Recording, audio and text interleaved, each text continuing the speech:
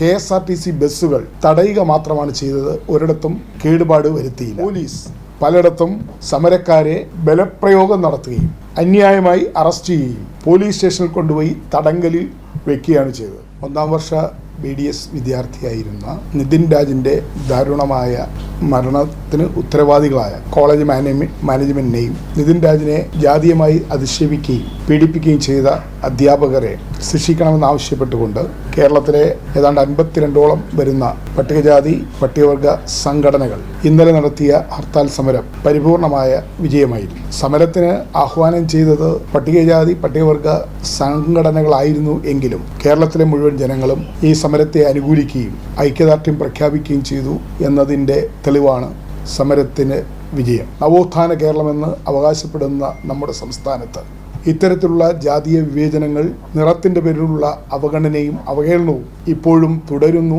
നടക്കുന്നു എന്നതിൻ്റെ അവസാനത്തെ ഉദാഹരണമാണ് അഞ്ചരക്കണ്ടി ഡെന്റൽ കോളേജിൽ സംഭവിച്ചത്. അതുകൊണ്ടാണ് ഈ സമരം കേരളത്തിലെ ജനങ്ങൾ പിന്തുണയ്ക്കുകയും വിജയിപ്പിക്കുകയും ചെയ്തത്. എന്നാൽ ഈ സമരത്തെ പരാജയപ്പെടുത്താൻ സംസ്ഥാന ഗവൺമെന്റ് ബോധപൂർവ്വം ശ്രമിക്കുകയായിരുന്നു. പോലീസ് ഈ സമരത്തെ അടിച്ചമർത്തുവാൻ വേണ്ടി ഒരുപാട് ഇടപെടലുകൾ നടത്തുകയുണ്ടായി. അതോടൊപ്പം തന്നെ സംസ്ഥാന ഗവൺമെന്റ് ഈ സമരം പരാജയപ്പെടുത്തുന്നതിന് വേണ്ടി ഒളിഞ്ഞു തെളിഞ്ഞ് പരിശ്രമിക്കുകയുണ്ടായി. നമ്മൾ കാണേണ്ടത് ഈ സമരം, ഇന്നലെ നടന്ന സമരം അല്ലെങ്കിൽ ഹർത്താൽ, അത് പരിശോധിച്ച് നോക്കിയാൽ KSRTC ബസ്സുകൾ തടയുക മാത്രമാണ് ചെയ്തത്. ഒരിടത്തും കേടുപാട് വരുത്തിയില്ല.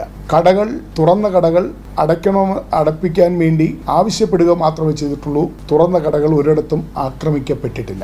അതോടൊപ്പം തന്നെ സർക്കാർ ഓഫീസുകൾ ഒരിടത്തും പ്രശ്നങ്ങൾ ഉണ്ടാക്കുകയോ ജീവനക്കാർക്ക് ഏതെങ്കിലും തരത്തിലുള്ള ബുദ്ധിമുട്ടുണ്ടാക്കുകയോ മർദ്ദിക്കുകയോ ചെയ്തില്ല. കേരളത്തിൽ ഒരുപാട് ഹർത്താലുകൾ നടന്ന സംസ്ഥാനമാണ്. ഒരുപാട് പണിമുടക്കുകളും പ്രതിഷേധം നടന്ന സംസ്ഥാനമാണ്. എന്നാൽ ഇന്നലെ നടന്ന ഹർത്താലും മുൻകാലങ്ങളിൽ കേരളത്തിൽ നടന്ന ഹർത്താലുകളുമായി താരതമ്യം ചെയ്യുമ്പോൾ അങ്ങേയറ്റം സമാധാനപരമായിരുന്നു, അങ്ങേയറ്റം ആത്മസംയമനം പാലിച്ചുകൊണ്ടായിരുന്നു. ചില ഒറ്റപ്പെട്ട സംഭവങ്ങൾ ഉണ്ടായി എന്നതൊഴിച്ചാൽ കേരളത്തിൽ ഈ ഹർത്താലിൻ്റെ പേരിൽ ഒരു ലാത്തിചാർജ് ഉണ്ടായില്ല.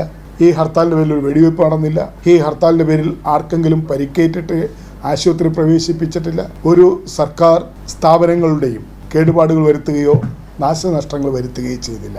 അത്തരമൊരു പ്രതിഷേധമാണ് നിതിൻ രാജിൻ്റെ മരണവുമായി ബന്ധപ്പെട്ട് ഇന്നലെ നടന്നത്. തീർച്ചയായും ഇക്കാര്യത്തിൽ ഈ ഹർത്താൽ സമരം ഒരിക്കലും അക്രമസക്തമാകാൻ പാടില്ല, അതല്ലെങ്കിൽ ആർക്കും ബുദ്ധിമുട്ട് ഉണ്ടാകാൻ പാടില്ല എന്നുള്ള നിർബന്ധം ഉണ്ടായി. എന്നാൽ പോലീസ് ഈ ഹർത്താലുമായി ബന്ധപ്പെട്ട് ചില ആളുകൾക്ക് ആശുപത്രിയിൽ പോകേണ്ടി വന്നവർ, അതല്ലെങ്കിൽ മറ്റ് സംസ്ഥാനങ്ങളിൽ കേരളത്തിലേക്ക് വന്നവർ, പരീക്ഷ എഴുതാൻ പോകേണ്ടി വന്ന വിദ്യാർത്ഥികൾ, ഇവർക്കൊക്കെ തന്നെ ഈ ഹർത്താൽ ദിനത്തിൽ ഓൾട്ടർനേറ്റീവ് സംവിധാനം ചെയ്യാൻ പോലീസിന് കഴിയുമായിരുന്നു. പോലീസ് വാഹനങ്ങളിൽ സാധാരണഗതിയിൽ ഇത്തരം ഹർത്താലുകൾ നടക്കുമ്പോൾ അല്ലെങ്കിൽ ഇത്തരം പ്രക്ഷോഭങ്ങൾ സമരങ്ങൾ നടക്കുമ്പോൾ പോലീസ് അവിടെ ഇടപെടുകയും ഇത്തരത്തിലുള്ള അത്യാവശ്യമായി ആവശ്യത്തിൽ പോകേണ്ടവരാണെങ്കിൽ, അതല്ലെങ്കിൽ സ്ത്രീകളും കുട്ടികളുമാണെങ്കിൽ, ഈ ഹർത്താൽ വിവരം അറിയാതെ കേരളത്തിൽ വരുന്നവരാണെങ്കിൽ, അതോടൊപ്പം തന്നെ പരീക്ഷയ്ക്ക് പോകാൻ കഴിയാത്തവരാണെങ്കിൽ അവരെ പോലീസ് വാഹനത്തിലോ പോലീസ് ജീപ്പിലോ പോലീസ് വാഹനത്തിലോ തന്നെ എത്തിക്കുന്ന പതിവ് മുൻകാലങ്ങളിൽ ഹർത്താൽ നടക്കുന്ന അവസരത്തിൽ ഉണ്ടായിട്ടുണ്ട്.